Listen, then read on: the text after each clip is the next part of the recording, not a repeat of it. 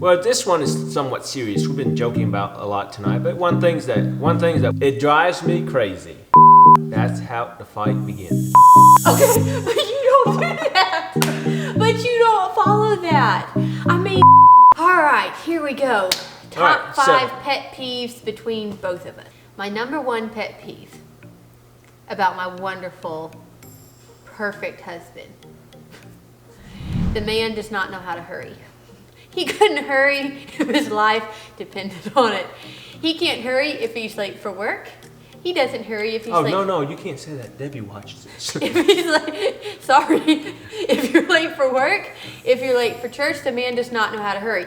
It doesn't matter if he's 20 minutes early and he's trying to move along, he's going to go at the same pace as if he is running 5 minutes late. You don't have to be in a hurry if you're always early. Quote that. Okay, but you don't do that.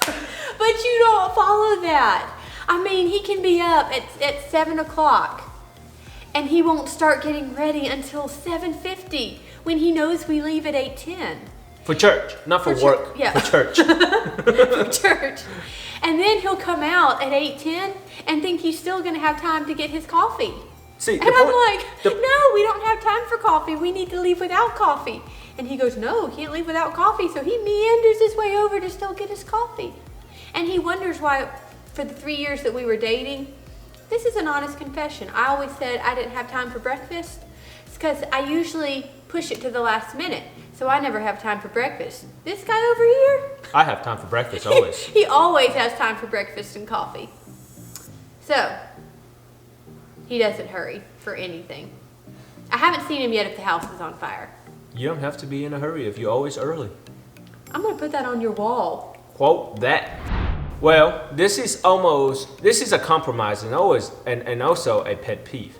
Let's just say we take care of our money differently before we got married. And so before we got married, I don't know how she took care of her money, but my dad's also a CPA. So are my sisters. Yeah, but apparently it didn't rub off. I track everything I spend in a software. And to track that, I need receipts. See, I don't always keep the receipts, but I need them to enter to make sure that I spend it. But now, and before, it wasn't important because I know what I spent. I don't know what she spends. So I'd ask her, from before we even got married, we're gonna be sharing a credit card, whatever, and you need to keep receipts for me. And once a week or twice a week, I go in and I start entering stuff in. And I'm like, oh, I don't have receipts for this, and the other. And I always say, oh yes, I have them. Yeah, it's in her purse, crumpled up. So when we first started, crumpled up. They're rolled up in a little pocket. Yeah, so I have to sit there and straighten them out, one by one, put them in dates. How would you spend time? I just don't get it, but I do it. But it's his pet peeve. Not often. So then I have to put them in stack of dates, and then I enter it in the system. Funny story, when we first got married, I keep looking for receipts and I couldn't find them. And so I charge her $5. So I charge her $5 per receipt. And magically, these receipts start appearing. But I backed off of that. I was like, no, I'm not gonna do that anymore. And I've been missing receipts all the time now. Literally not lying. She just went in and dumped that many receipts on my desk in the last month. Yeah, they were puffy. Yeah. I did. I put about 10 of them on his desk last night. Yeah. All right, next big pet peeve. The man balls up his socks. No, not balls them up even. He folds them. You take your socks, fold them down. I don't want to see your dirty socks, and neither do they. He takes his little socks and he folds them together. Then he puts them in the dirty laundry. Yeah, make sure they stick together. Why does it matter if they stick together? So anyway, what do you think those socks do? Then they go in the washer, all folded up. And if I don't catch them at the washer, and he puts them in the dryer, or they're mixed in with stuff, long story short, his little balled up socks come out of the dryer and they're still wet, and they still stink. So then I have to rewash them. And I've told him, I said, sweetheart, we don't have to ball up our socks when we're putting them in the dirty laundry. We only ball up our socks and fold them when we're putting them away when they're clean. Guess what? Guess what? I'm consistent with my socks. That is a truly honest statement. Well, this one is somewhat serious. We've been joking about a lot tonight, but one thing that Margaret has learned about me, and I've learned about Margaret, I think, is the attention to detail. What I mean by that is I'm very detail oriented for a lot of things. Not everything, but a lot of things. And Margaret is not for a lot of things, but for something she is. So, you know, I could walk in a room, for example, our kitchen. I could walk in the kitchen and I could tell you what is out of place. Whether it's a pair of scissors, whether it's, you know, a little bit of cooking stuff left on the counter and all that. Margaret just doesn't see that. I would be like, hey honey, can we put this up? And she's like, oh, I just don't see it.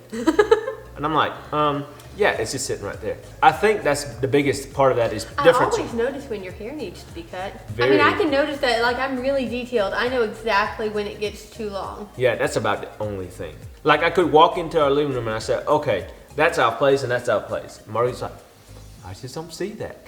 But I think that's just difference in personalities. Mm-hmm. All right? But that's a pet peeve that I don't know is going to be unpetted. That just might stay a pet peeve for him. Yeah. That's how the fight begins. Dryer buzz. I need to go get the laundry.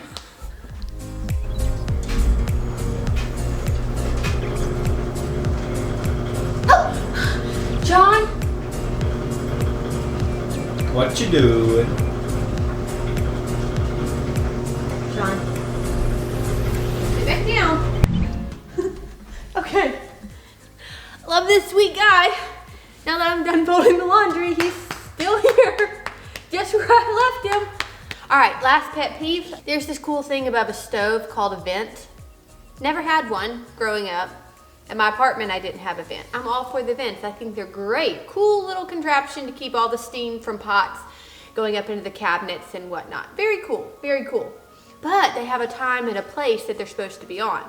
Time and place when the pot's boiling and when the steam is rising. However, when the pot's done boiling and the steam is done rising, the vent should be turned off. I hate the vent's noise. I hate it with a passion. And this sweet, lovable guy, he can pull that pot off and he'll be doing stuff over here and that vent's still on. And I swear he could probably eat his whole meal and leave that vent running the whole time. And I just don't know how he does it. I mean, the second that I remove that boiling pot or whatever, and I've dumped it and it's not steaming, you better believe that button goes off.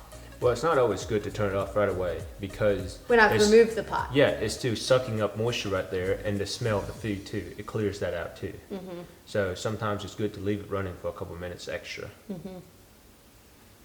He's got a good rationale for that one.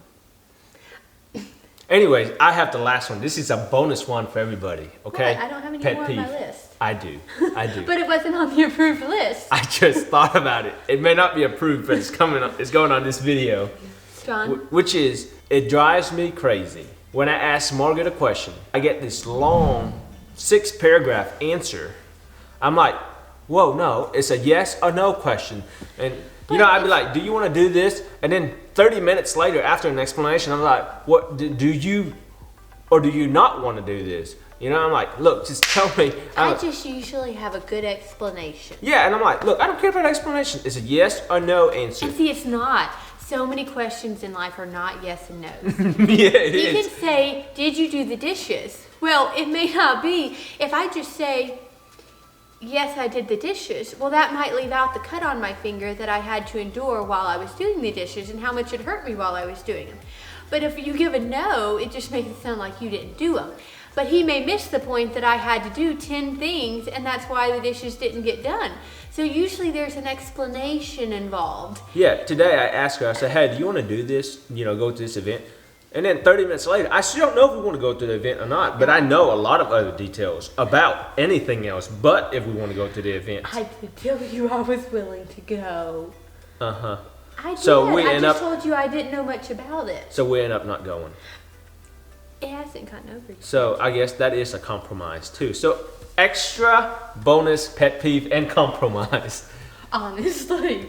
Well, anyway, that's all we have today. We just had a little extra time. We just want to chit chat and share a little bit. Plus, our Christmas tree is so pretty. I want to put do it love in our tree. Yeah, I want to put it in the background. Oh, and look, here, Scooch. Look, I finally got presents under the tree too. I'm so on top of life. Yeah. I only have 4 more people. That's also another compromise for both of us. He never buys presents early. This is late for me. Not having them until December 13th. This is late. Yeah, for me, I wait about the 23rd. So the fact that we don't have 2 have been basically ordered, 2 we don't know yet, that stresses me. It's too early, man.